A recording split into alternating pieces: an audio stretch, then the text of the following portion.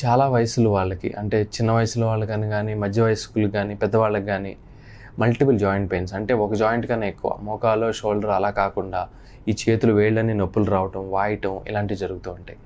ఆ కారణాలు ఏంటంటే ఒకటి రుమటాయిడ్ ఆర్థరైటిస్ అంటారు, అంటే కీళ్ళవాతం అంటారు.